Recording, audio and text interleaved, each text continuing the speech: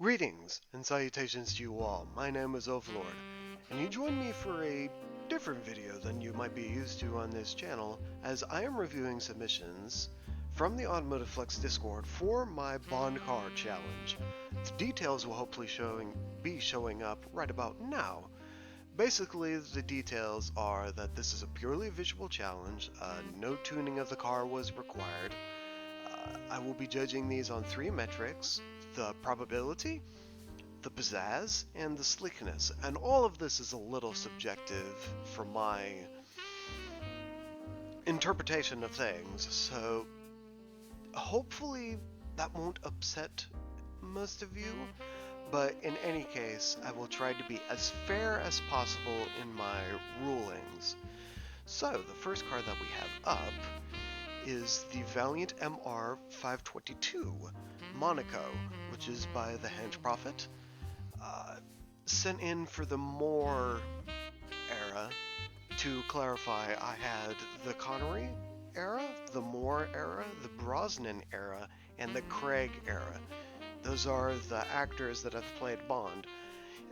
Some of you who are avid fans may notice that some of the actors have been excluded, Lazenby and Dalton. That is because their eras were incredibly short, and it wasn't necessary to include them.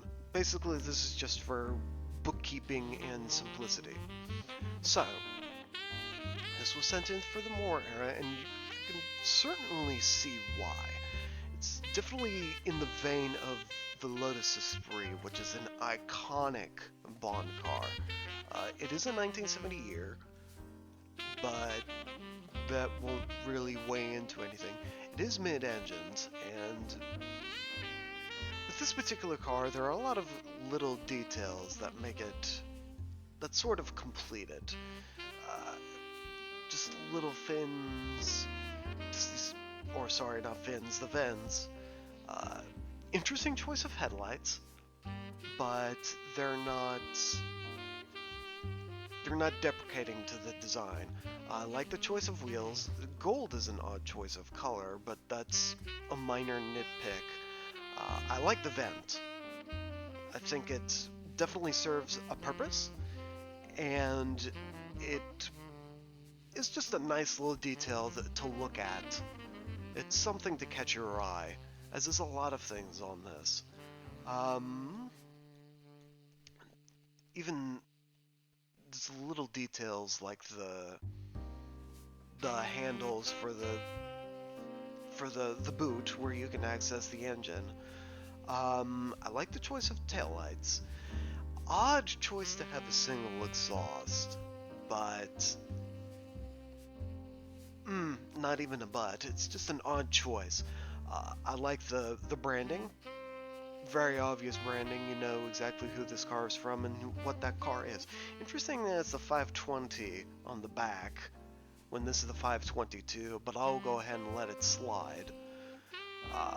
In terms of scoring, in terms of probability, I would give this an 8.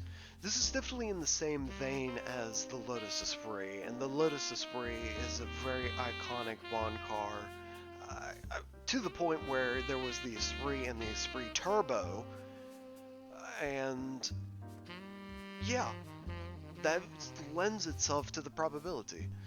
In terms of pizzazz, I would give this a 7. The gold wheels definitely make it stand out a little bit, but other than that, there's not a lot of, well, there are some details that make it pop out a little bit, but there were quite a few. I mean, the Esprit and the Esprit Turbo were used, so it's a little bit of a saturation of that sort of style. In terms of sleekness, I would give this an 8. There's nothing that really pops out as uh, not being conducive to the design as a whole. Everything seems to fit into place as it should. Up next, we have a card that was submitted to the Daniel Craig era. It is called the Fantasy Prophecy Zafuni. the creator is the Dreamer, who labeled it as a Chinese hypercar, which I can most certainly see. It definitely has that similar vein of... This will sound a little bit insulting, but it definitely copies details from British supercars, elements of Jaguar, just that sort of little bit of McLaren I can see, and it lends itself to this. There's a lot of good details in this one. Unfortunately, there's a couple of things that make the design not as conducive as it could be. Vent doesn't set in as... I did take this apart a little bit, but I put it all back together. There's a cutout, there's a body molding cutout, and then there's a patchwork overlaid, and unfortunately that vent will stick to the original body as it was, so it will stick out like that. This vent cuts into the headlight setup, which has a pretty easy fix. But other than that, those are the only nitpicks I have about it. Other than that, it's a very good design. In terms of, well, I should say once more that I don't know if this would be in Bond's hands per se. I think this will be in a villain's hands. In Spectre, we saw that. The villain had a concept car that would have been in a similar vein. This feels like it's in the vein of that, so I don't know the chances of Bond having his hands on this. Don't know how much the British government is willing to spend on a Chinese hypercar, especially if it's just for one operation. Not including research and development into giving it gadgets and such. Anyways, on to the scoring. Why I had to add that little note is because in terms of probability, I would give this a 5. I really don't think this would be... It's certainly not as likely to be in Bond's hands as other cars on this list. Definitely more in the villain's hands. If it were a Bond villain car competition, this would definitely score higher in terms of the likelihood. In terms of pizzazz, it definitely stands out. I would give this a 9. It's an extremely striking design. I like the use of glow sticks. Tiny little details make it put this puzzle together into what we see here. Yeah, pizzazz would be a 9. In terms of sleekness, it will suffer a little bit. I will give this a 6 because of the aforementioned issues that I have found with the placement of fixtures. All in all, it could very well be more. A couple of fixes and this would definitely place higher on the list. I like the idea behind this. It's just... don't know if the British government would have this, would put this into the arsenal.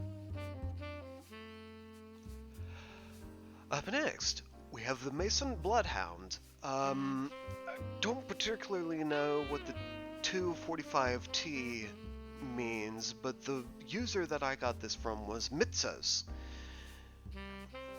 This was put into the Daniel Craig era, and it's definitely striking because all of the weaponry is deployed.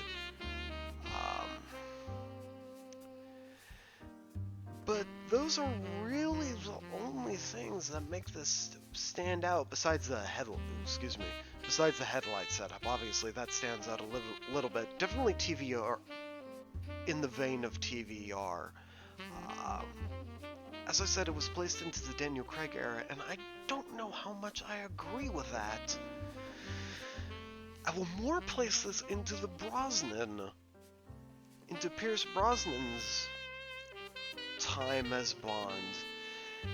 And the reason for that is this heavily reminds me of the Jaguar and the Vanquish that we saw in Die Another Day. I realize that wasn't the best of films, probably the worst in that era, but in any case, it certainly reminds me of that. If Brosnan was kept around for another movie, I think this would fit in. Even replacing the Vanquish, I could see this. So it's an odd placement to put this in the Craig era, but nevertheless, it's there. Obviously, as I said, the front reminds me of TVR. The back reminds me of Lexus, with how the taillights are set up. I will say the design is clean, but only because there's a lack of detail. With the Valiant MR 522 Monaco, there was the vents. It had details, but still kept the design clean. This one really doesn't have them, although I do like how they did this. I do like how they set up the headlights. It's definitely a bonus for it, but in terms of scoring, for probability, I would have to give this... For the era that it was placed in, I would have to give this a 6. That's only because of the era that it was placed in. Especially since this is a 2010. Yeah, a 6, unfortunately. In terms of pizzazz, I would give this an 8. Simply I mean, there's not a lot of detail going into it. Not as much as I would like, but the weapons being deployed is definitely a bonus. So I would give, because of that, I would give this an 8. In terms of sleekness, a 7. It's fairly, I believe that's fair. I actually do like how that sort of merges into that body line. A good score in sleekness only because there's not a lot of details to break up the sleekness. I mean, that's a pretty obvious breakup, but then again, with that closed up, it would look pretty clean and pretty sleek in terms of that. There's definitely better. I would just ask for more details. That's all. Up next, we have the Corridon Motors Esteem 1. This is by R. Beamer. You will definitely have seen him on my channel if you've watched the Crash Panda series that we do. This car is in the same boat as the Valiants that we saw before. It's definitely Lotus in form. And rightfully so, this was placed into the Moore era.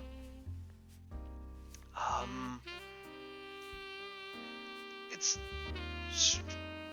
weird, but it's not weird in a bad way. With R. Beamer's design philosophy, there's a lot of quirkiness to the designs, and it's definitely shown off here. With that in mind, the rear is very clean. I like the choice of taillights, how they mesh into the back. Good placement of the license plate.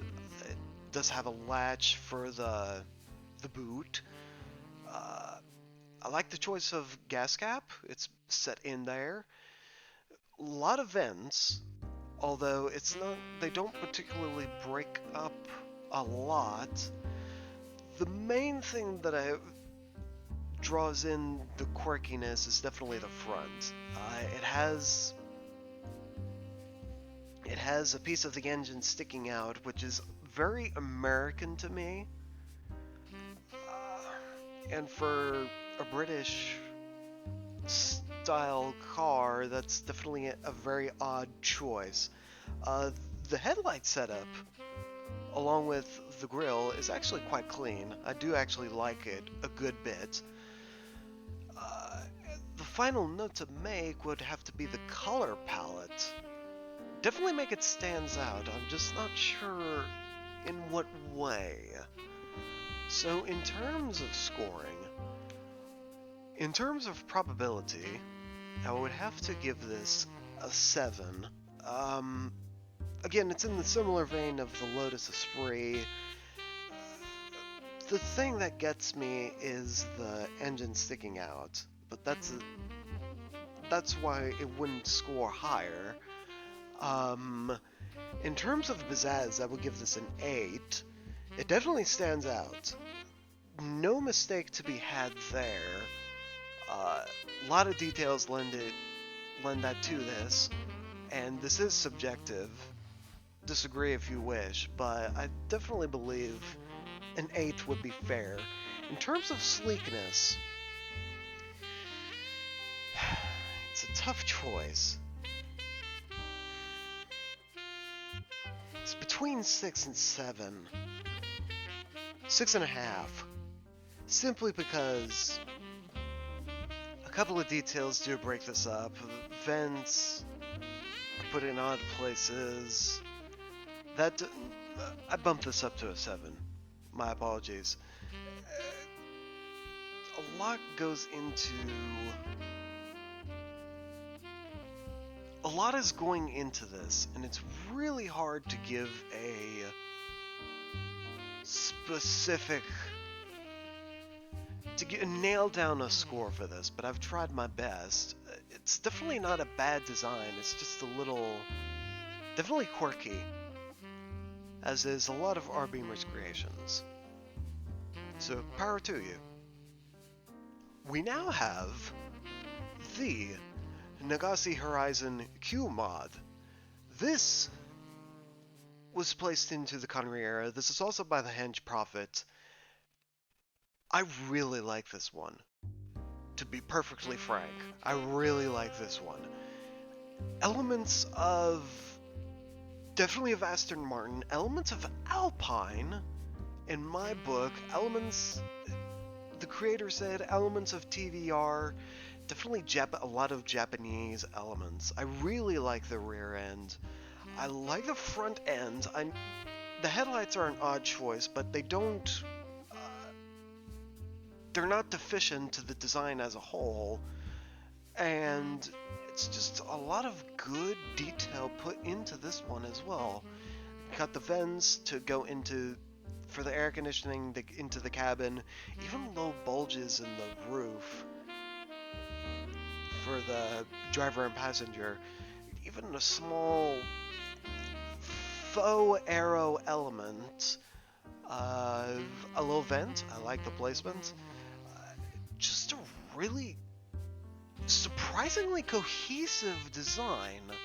I know that's really strange to say considering that and that, but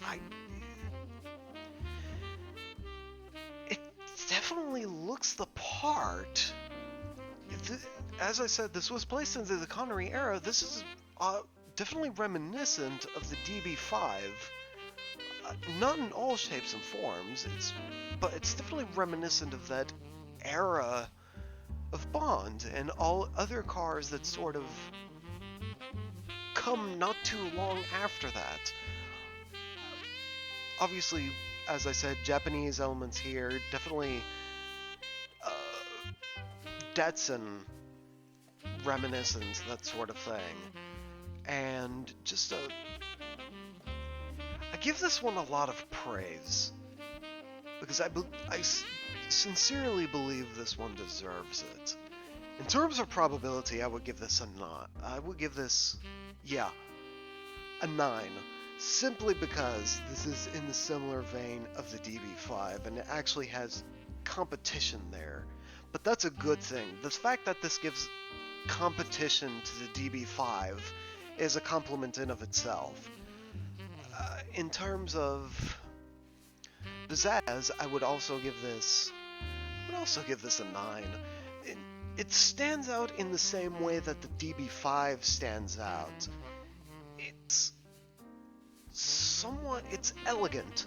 It's elegant and somewhat unassuming, but you definitely know that the person that drives up in this means business, as Bond has used the DB5 plenty of times.